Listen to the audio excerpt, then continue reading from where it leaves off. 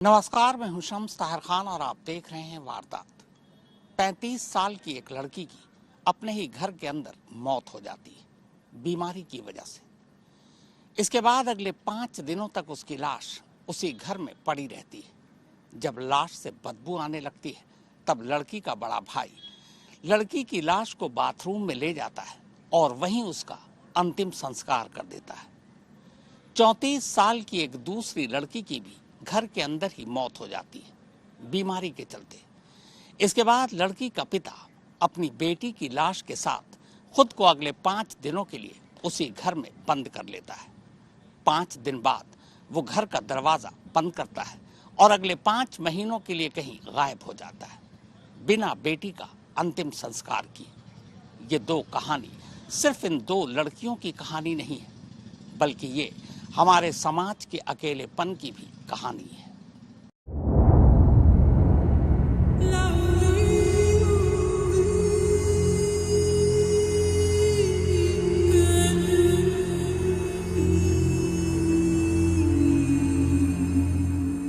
ये दो तस्वीरें एक ऐसे समाज का झकझोर देने वाला सच है जिसकी सच्चाई उसी समाज में रहने वाले हर इंसान का कलेजा चाक कर दे।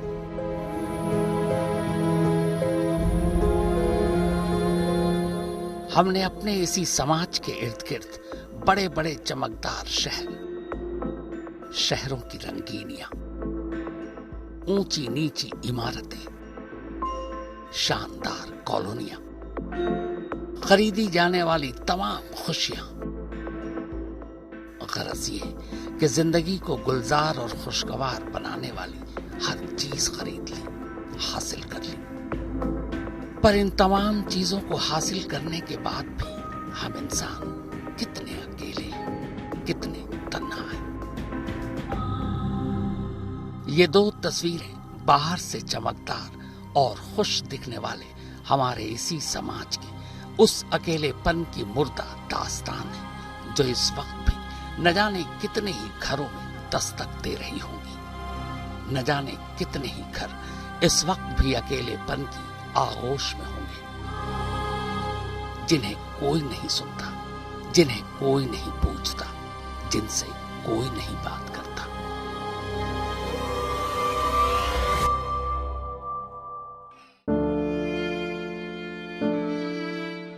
ये 34 साल की प्रियंका की तस्वीर है।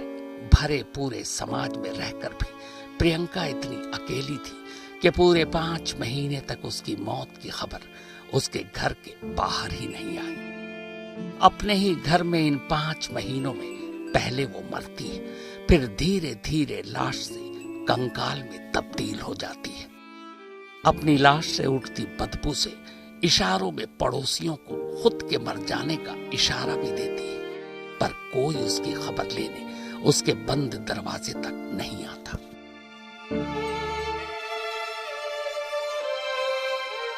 यह 30 साल की लिपिका है, बल्कि थी, क्योंकि अभी 8 अप्रैल को ही तो इसने आखिरी सांस ली थी अपने ही घर के अंदर, घर के बिस्तर पर। बीमार थी शायद। ये लिपिका का बड़ा भाई है।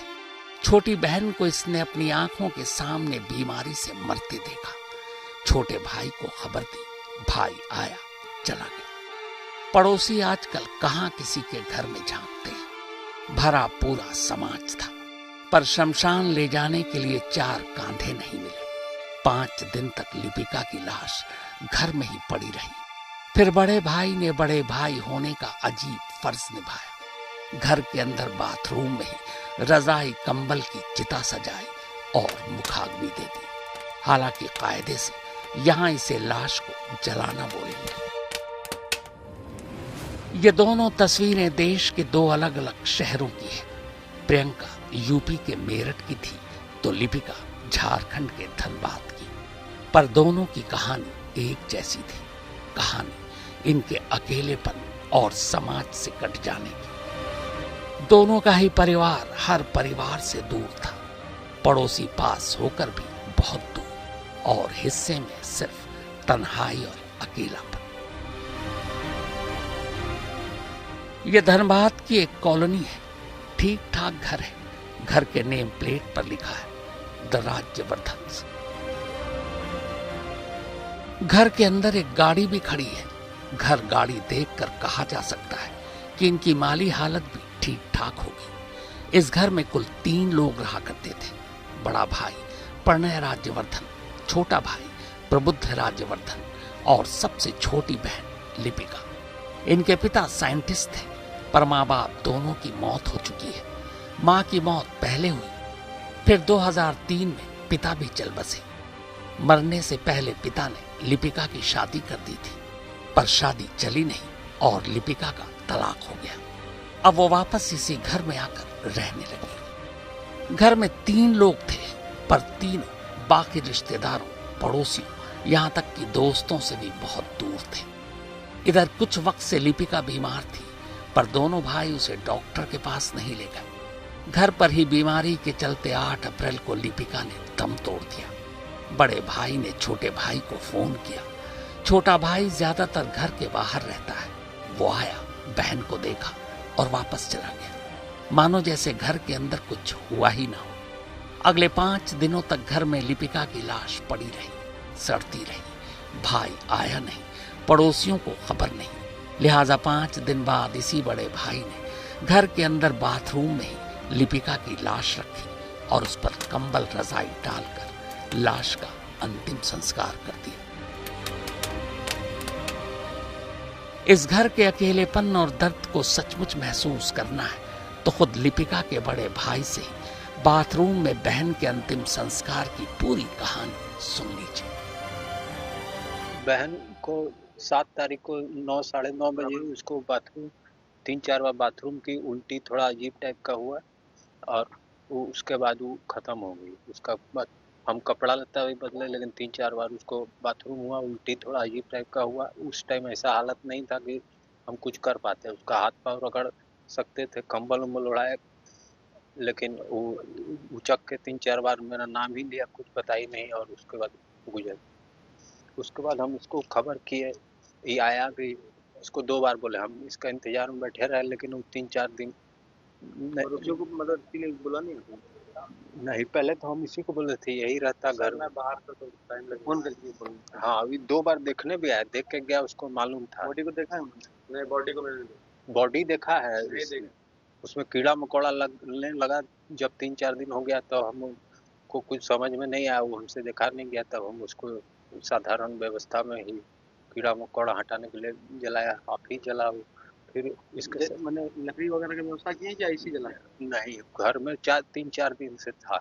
कौन चीज जला? वही रजाई कंबल सब रखे। तो आपको तो पता होना चाहिए था ना कि इसका अंतिम संस्कार बाहर किया जाता है, तो फिर भाई को क्यों बोले कि मलबनी आती? भाई को हम बोले कि चलो साथ जाना होगा।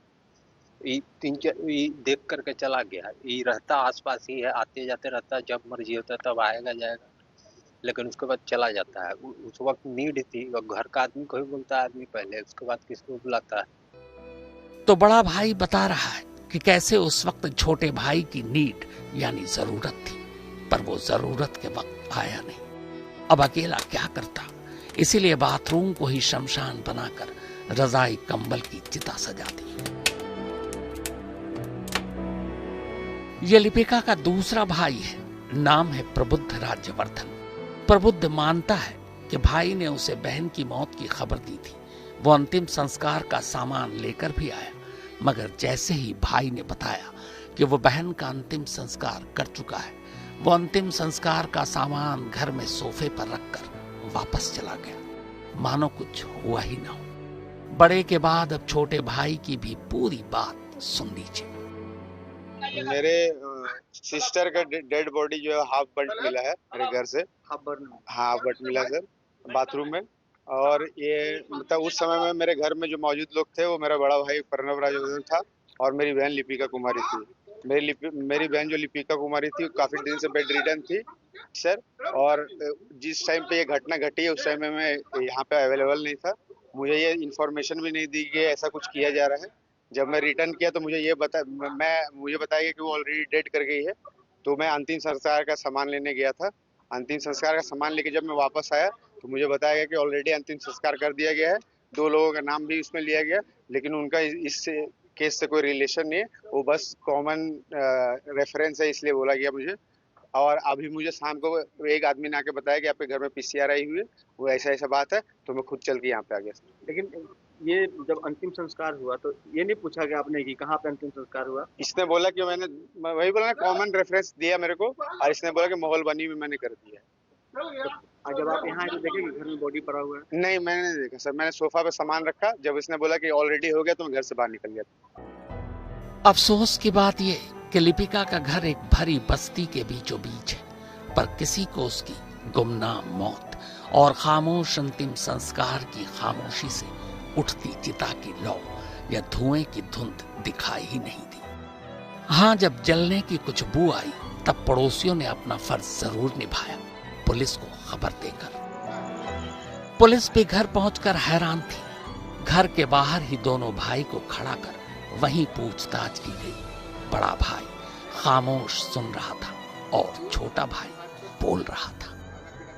इसमें फॉल्ट है कि ये भी कुछ नहीं करता है और सिस्टर के भी टेक केयर में रहता है। मैं नहीं था तब ये सब काम होता। सिस्टर का कब से तबीयत खराब है? वो मतलब हाथ पैर छोड़ दी, खाना पीना भी नहीं था। मेडिकल था क्या? मेडिकल मतलब ऐसा कोई ऐसे मेडिकेशन जो था, हाँ अगर बुखार होता था, ये होता था तो मैं दवाई लाती थी।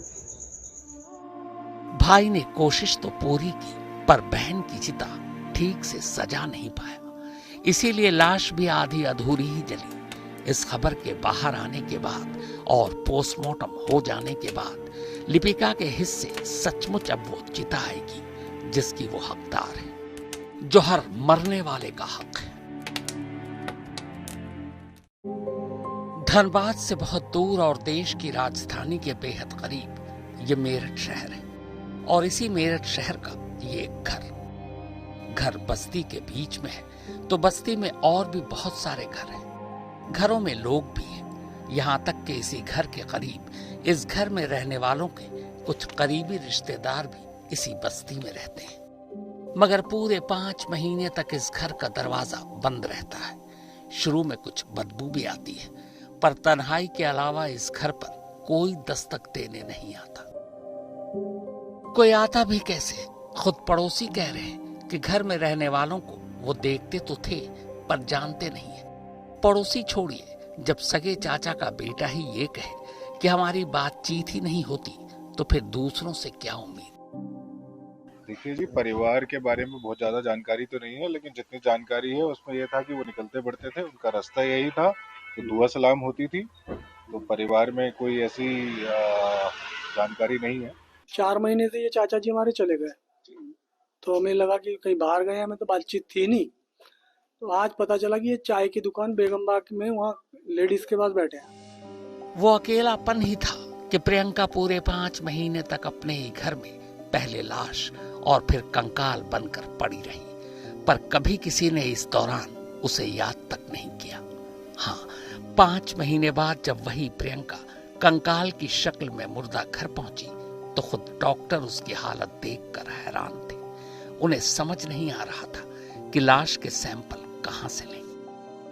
जो हमारे पास पुलिस द्वारा बॉडी लाई गई, उसमें केवल कंकाल रूप में हड्डियां ही बची हुई थी, बाकी कोई मांस या स्किन वगैरह कोई आइडेंटिफिकेशन और उस तरह की कोई टिश्यू थे नहीं।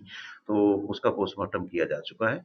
उसमें क्योंकि कोई सैंपल लेने लायक कोई चीज उसमें थी नहीं, लेकिन हड्डी का सैंपल हमने विधिक प्रयोगशाला में भेजा है, ताकि ये पता लग सके कि उसमें कोई ये उसी लड़की का सैंपल है कि नहीं है। तो DNA सैंपल उसका विधिक प्रयोगशाला में भेजा गया है। ये उदय भान है, उत्तर प्रदेश शिक्षा विभाग में नौकरी किया करते थे। 2013 में इनकी पत्नी की मौत हो गई। कुछ लोग बताते हैं कि पत्नी ने फंदा लगाकर खुदकुशी कर ली थी। वो डिप्रेशन और अकेलेपन का शिकार थी। पत्नी की मौत के बाद अब उदय भान अपनी बेटी प्रियंका के साथ इस घर में रहा करते थे। प्रियंका एक बेहद पढ़ी लिखी लड़की थी। कुछ साल पहले तक वो एक प्राइवेट स्कूल में टीचर की नौकरी किया करती थी।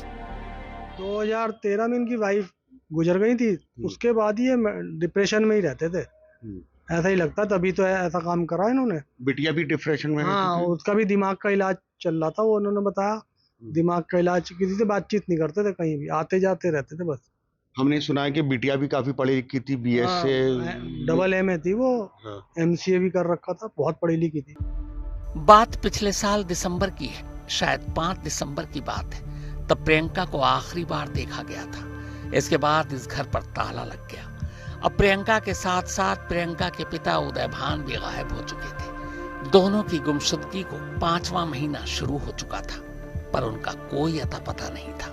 पड़ोसी छोड़िए, रिश्तेदारों को भी कोई फिक्र नहीं थी। फिर अचानक मेरठ में ही एक दुकान पर उदय भान के भतीजे की नजर चाचा पर पड़ी। 4 महीने से मकान बंद था, तो और वो गायब थे, बिटिया भी गायब है। तो हम बहुत दिनों से ढूंढ रहे हैं भाई लोग सब कि कहाँ हैं। तो एक भाई ने बताया कि सदर की चाय की दुकान है वहाँ पे बेगम बाग में, वहाँ पे बैठे देखा उन्हें फ्राइडे को शाम को। मुझे फोन करा भाई ने, मैं तुरंत गया। भाई वहाँ थे, उन्हें पूछा कि लड़की कहाँ है, मेन तो हमारा मकसद है, लड़की कहाँ है। कह रहे वो देहरादून के हॉस्पिटल में एडमिट है। उन्होंने कहा कौन से हॉस्पिटल में एडमिट है, ये वो बता नहीं पा रहे। उदय भान अब भी प्रियंका के बारे में सच नहीं बोल रहे थे। शुरू में यही कहानी सुनाते रहे कि वो बीमार है और देहरादून के एक अस्पताल में भर्ती है। लेकिन जब दूसरे भतीजे भी पहुंचे और उदय भान को अपने साथ उनके इसी घर पर लेकर आए, तब पहली बार उदय भान ने वो कहा जिसे सुनकर सभी सन्न रह गए। उदय भान का कहना था कि उनकी बेटी तो 4 महीने पहले ही मर चुकी है और इस वक्त भी वो घर के अंदर ही। हमने पूछा, बता नहीं रहे, टाल मटोल कर रहा है। हमने कहा इन्हें घर ले जाओ, वहीं सबको बुलाएंगे। तो यहाँ घर लिया है। यहाँ बैठ के बहुत सारे भाई आ गए मेरे चाचा ताऊ के, तो सबने पूछा बहुत। फिर वो कहने लगे बहुत दबाव डालने के बाद कि अंदर है, अंदर है। 4 महीने तो हमें भी यहाँ रहते हुए हो गए, अंदर है, हमें ना तो बदबू ना कुछ। अंदर कैसे है? कह रहे वो तो 4 महीने पहले मर गई थी, मैं अंदर ही छोड़ के चला गया। मैं ऐसे कैसे है, हमें तो यकीन ही नहीं हुआ, पैर उतरे जमीन निकल गई। तो सबने डिसाइड करा कि पुलिस को बुलाओ। 112 पे फोन करके पुलिस आई, फॉरेंसिक आई, फिर ताला तोड़ा, फिर देखा सचमुच ही अंदर बॉडी पड़ी है, मतलब कंकाल के रूप में जो भी है। 4 महीने से घर के अंदर ही प्रियंका की लाश पड़ी होने की बात जैसे ही सबको पता चली, उन्होंने फौरन पुलिस को फोन किया। अब पुलिस घर के अंदर थी। घर के अंदर कूड़ा कचरा भरा हुआ था। ऐसा लगता था मानो जानबूझकर घर के अंदर कूड़ा फेंका गया हो या फिर जमा किया गया हो। घर के एक कमरे में बिस्तर पर एक कंकाल पड़ा था। पूरे घर में एक अजीब सी बदबू थी। दिनांक 10/4/26 को सदर तेली मोहल्ला थाना सदर बाजार के अंतर्गत एक लड़की का शव मिला था, जिसके क्रम में पुलिस मौके पर गई थी। एफएसएल की यूनिट भी गई थी। हम लोगों ने वहां पर पाया कि एक लाश डिकम्पोज अवस्था में पड़ी हुई है। इस विषय में और जानकारी की गई तो उसके पिता के द्वारा बताया गया कि 4 महीने पहले उसकी बीमारी से डेथ हो गई थी। इसके कारण वह निर्णय नहीं ले पाया कि उसका अंतिम संस्कार किस प्रकार से करें, और वह 4-5 दिन उसके साथ रहकर और हरिद्वार चला गया था। जिस घर के अंदर प्रियंका लाश बनकर 5 महीने से बंद थी, उस घर के बाहर से हर वक्त पड़ोसी गुजरते, बच्चे खेलते, पर किसी ने यह जानने की कोशिश नहीं की कि घर में रहने वाले 2 लोग इतने महीनों से क्यों नजर नहीं आ रहे। मैं तो एकदम पैरों तले जमीन निकल गया। हम यहीं से, हमारे बच्चे भी यहीं खेलते हैं, दिन रात सुबह शाम यहीं से आ रहे जा रहे हैं। मोहल्ले वाले भी आते हैं, किसी को कुछ पता ही नहीं चला। एकदम शॉक, वेरी शॉक। यही वो मकान है मेरठ के सदर क्षेत्र का, जहां पर एक युवती का शव मिलता है, और वो शव इस हालत में मिलता है कि वो पूरी तरीके से कंकाल में तब्दील हो चुका था।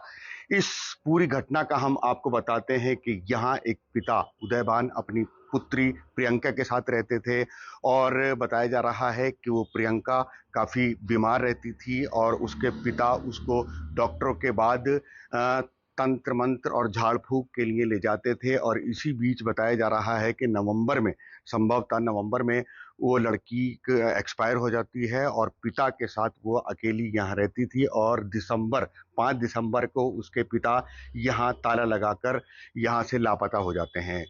मेरठ से मोहम्मद उस्मान चौधरी के साथ सिथुन मोदक, धनबाद, आज तक। अपनी ही बेटी की लाश घर में बंद कर एक पिता अगले 5 महीनों के लिए गायब क्यों हो गया था? क्यों पिता ने प्रियंका की मौत की खबर रिश्तेदारों को नहीं दी? क्यों एक पिता ने अपनी बेटी का अंतिम संस्कार नहीं किया? और सबसे बड़ा सवाल ये कि क्या प्रियंका की मौत वाकई बीमारी से हुई थी या फिर उसका कत्ल हुआ था? अब इन्हीं सवालों के जवाब जुटाने में पुलिस जुट चुकी थी। कंकाल मिलने के बाद अब पुलिस को यह पता करना था कि प्रियंका की मौत कैसे हुई, कहीं उसका कत्ल तो नहीं किया गया।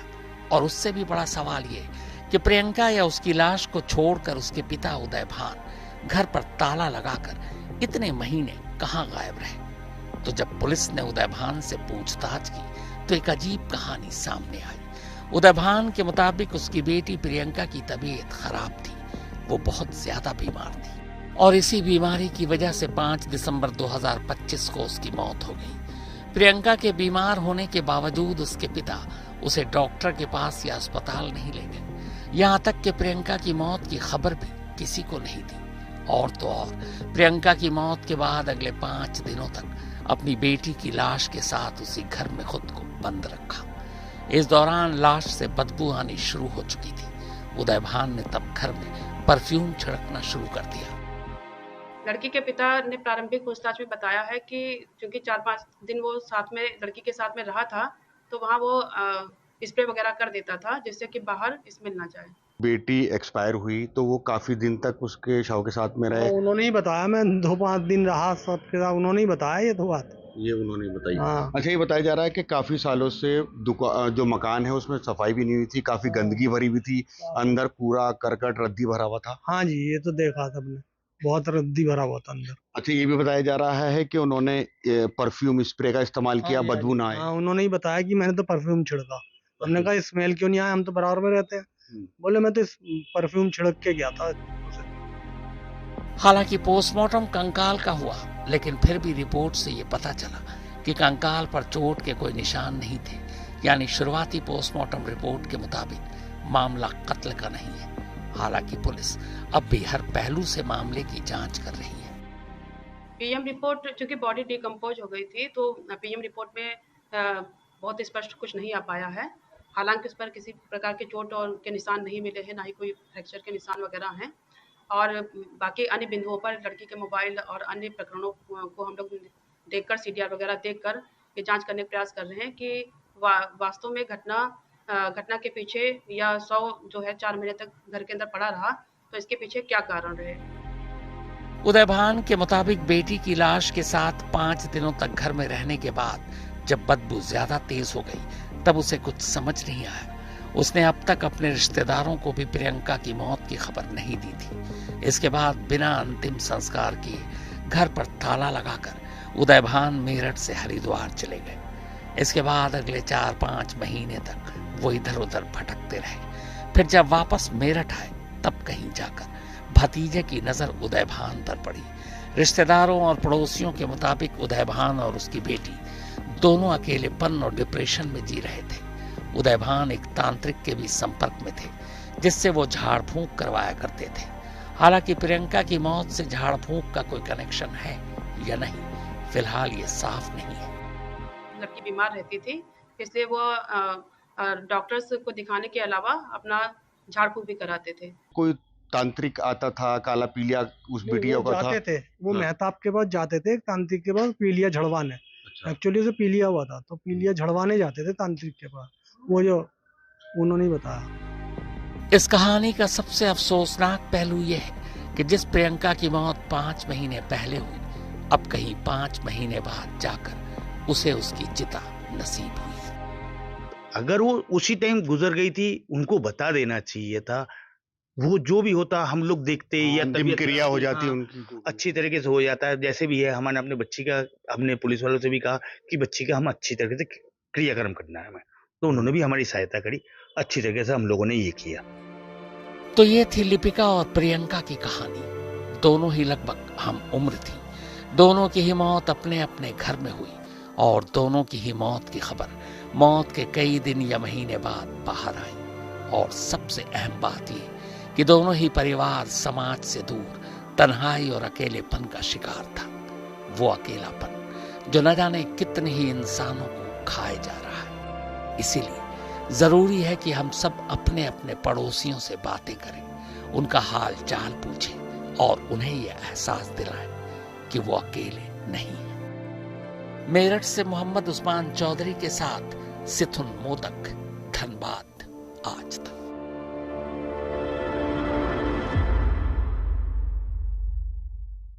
तो वारदात में फिलहाल इतना ही, मगर देश और दुनिया की बाकी खबरों के लिए आप देखते रहिए आज तक।